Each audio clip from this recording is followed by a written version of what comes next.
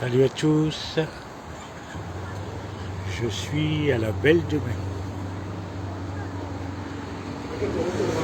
Ici c'est le pont Plombières, là-bas le KFC, non Burger King, Lavomatic.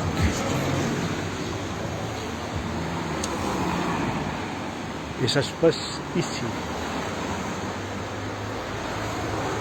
Donc c'est un vide-grenier pour sauver la ferme solidaire à Korytna. Je la connais que depuis ce matin, puisque l'organisatrice m'a contacté tout à l'heure.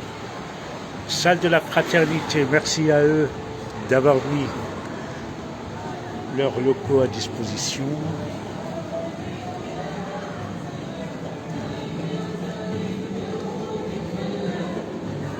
On est là jusqu'à 19h.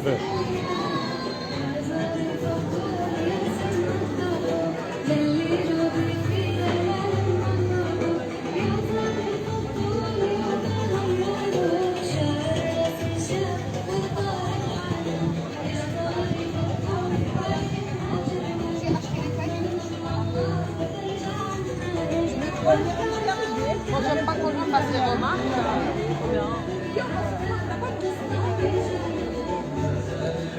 On va essayer de faire un direct avec Fares. Je vais faire une Ça fait 6. Moi, je vais rien aussi. Moi, je vais prendre une crêpe miel aussi. Et c'est du... Rassurez-vous, je ne prends pas les visages, je prends que ce qu'il y a de On peut faire mon visage, moi ça me dérange pas. Hein? Ah bah voilà. Ah bah tu peux même nous parler un petit peu. Ah, 2 secondes, là je finis Ouais. de servir ces jeunes gens. Voilà, Et après, Oriel. C'est à la menthe.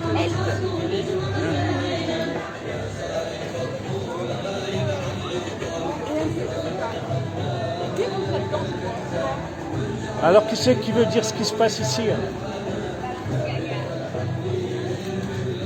Tu veux nous dire qu'est-ce qui se passe ici? Soraya, que je te présente. Oui. Soraya Magic, La radio, c'est fini. c'est filmé. Bonjour tout le monde. Salut. Alors, on se retrouve en fait ici depuis quelques heures maintenant à la Fraternité, 7 rue Burel, dans le 3e arrondissement de Marseille, pas très loin, dans le secteur de la Belle de Mai. Et en fait, on est là en solidarité pour mettre en place, vous le voyez, vous l'avez vu, hein, un vide-grenier, vous trouvez des tas de choses. Et le vide-grenier, ça s'adresse aussi à des publics qui sont en difficulté, qui ont besoin d'acheter des choses, qui n'ont pas forcément les moyens de faire. C'est tout à petit prix et en plus, c'est pour la bonne cause, puisque tous les fonds seront reversés à notre camarade, ami et frère qui est en lutte en ce moment en Cisjordanie, qui s'appelle donc Fayez, et qui a depuis de nombreuses années mené un combat pour faire vivre et survivre une ferme qui se veut à la fois écologique, qui se veut militante et qui se veut symbolique puisqu'il s'agit de défendre sa terre, de porter l'idée de l'autogestion et de l'autodétermination dans la manière de manger, dans ce que l'on mange, dans le fait de manger tout court en réalité, mais c'est surtout un combat et une solidarité effective, concrète contre la colonisation, pour la libération de la Palestine historique et pour dire fin et stop à un système génocidaire, colonisateur, qui exploite, qui expulse, qui assassine et qui, sous couvert d'humanisme, ne dit pas les choses et ne dit pas les mots. Donc en France, chacun peut faire à son niveau ce qu'il peut. Aujourd'hui, on marque de notre manière cette solidarité. Dans quelques jours, il faudra boycotter, continuer à boycotter les marques qui soutiennent très clairement le système capitaliste, mais aussi le système génocidaire. J'ose même pas dire le nom, mais l'entité sioniste, vous savez de qui je parle de toute façon. Donc voilà, vous êtes les bienvenus. Nous, en termes de comité, on est l'empreinte décoloniale. Vous nous trouverez sur Facebook, sur les réseaux sociaux.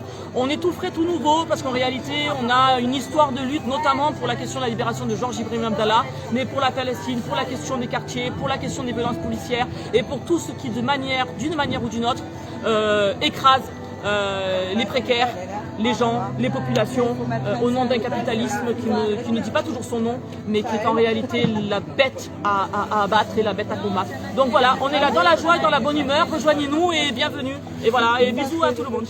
Merci. Voilà, voilà. Vous voulez juste rajouter qu'en fait la ferme à la maison, c'est gentil, qu'il y a une petite pub au passage. Évidemment, côté soda d'huile. Palestine. Donc on voulait préciser qu'en fait la ferme de Fayez est menacée de destruction alors qu'elle existe depuis bien avant la création de l'État d'Israël. Et du coup, il lui demande maintenant un permis de construire.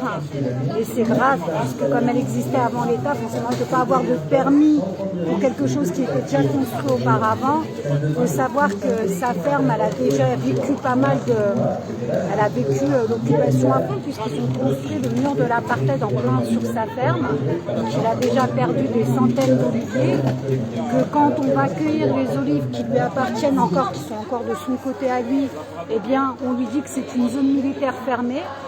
Donc il a créé, il a fait développer sa ferme, il fait de l'aquaponie, il y a du miel, il a une ruche, il y a plus de 750 arbres fruitiers.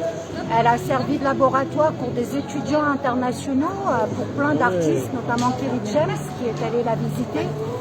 C'est une ferme qui permet de vivre en autosuffisance et qui veulent maintenant détruire. Donc c'est passé au tribunal le 3 septembre et c'est repoussé.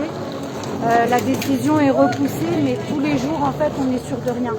Il est dans une certaine angoisse de voir sa ferme qui existe depuis des générations et des générations s'envoler, quoi, se faire détruire au profit colonial. Voilà. À partir de ce soir, il va y avoir une pétition de soutien et voilà, et beaucoup d'événements vont encore se préparer. Allez, on vous attend.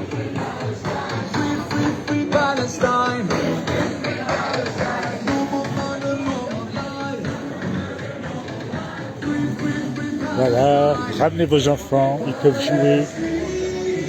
Il y a des jouets, il y a des livres.